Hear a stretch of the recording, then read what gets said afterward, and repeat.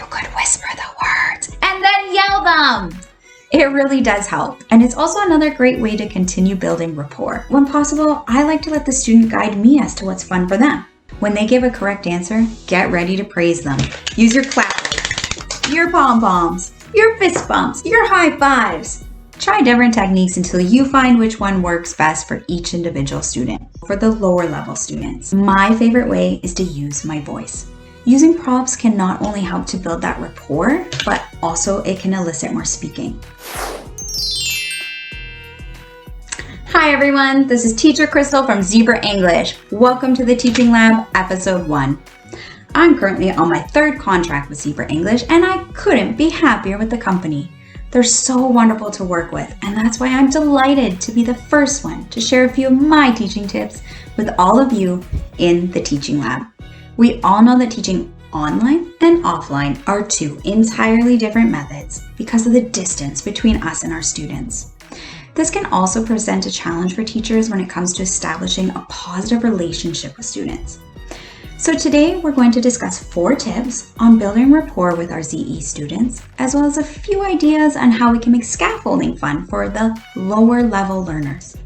I know your time is precious, so let's get started.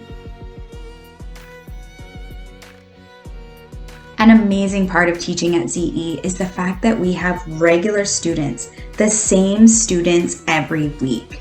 This gives teachers a great opportunity to really get to know their students as well as what the parents' expectations are.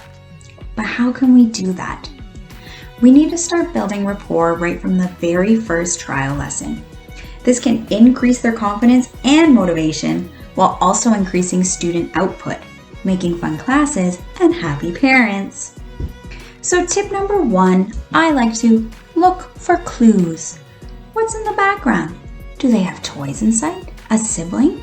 Maybe they're wearing a shirt with Peppa the Pig on it. Use the information you have to engage them. I have a student who brings his toy rocket to class almost every week. In our first few lessons, he was so nervous to speak he could hardly tell me what the toy was. But boy did he get excited to show it to me. So at first we would begin with some simple yes or no questions. Did you make it? Is it big? Is it red? Can it fly?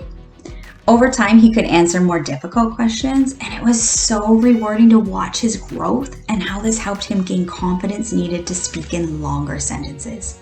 Actually, just this week he was able to tell me that his toy tiger will ride the rocket to space. I was so impressed. So using something that you know interests them will really help build that rapport while also increasing their output. It's a win-win situation. Tip number 2, use props. Now, props aren't a requirement here at ZE, but they can really help to improve the quality of our lessons.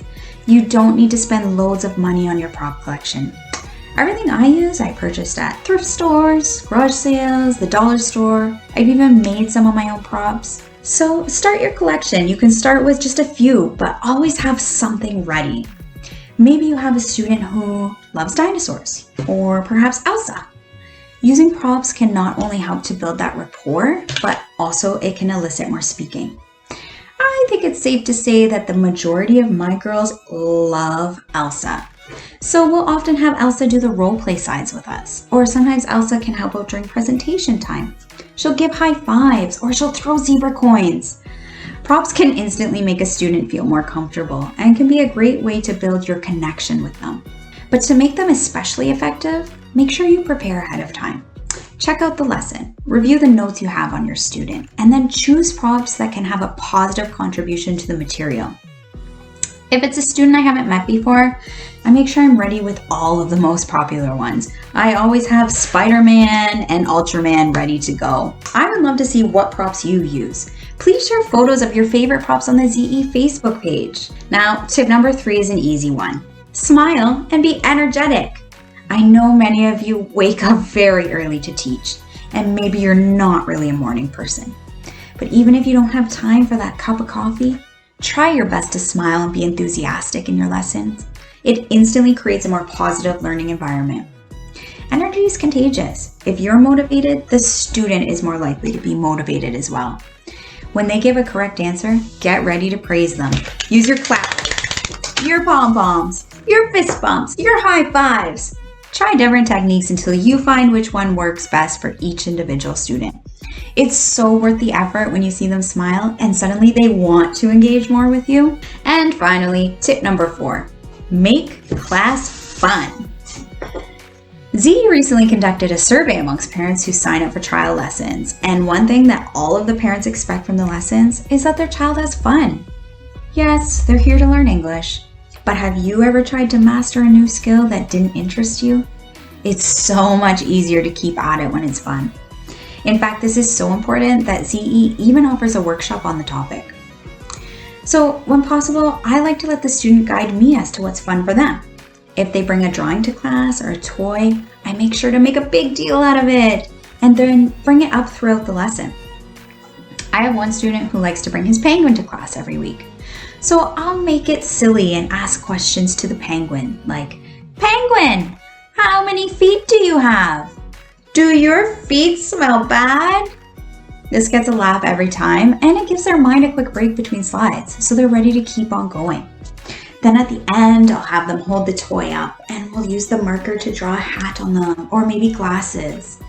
You could also have them try eating the Zach stickers. Or in weather lessons, we like to use the wind to blow the stickers away. There's so many tips to have fun in class, so make sure you sign up for that workshop in the resources section in the app. Once we've established good rapport with our students, we'll have a better grasp of their abilities and we'll be able to plan lessons according to their individual needs. Which brings us to our second topic for today's episode, scaffolding.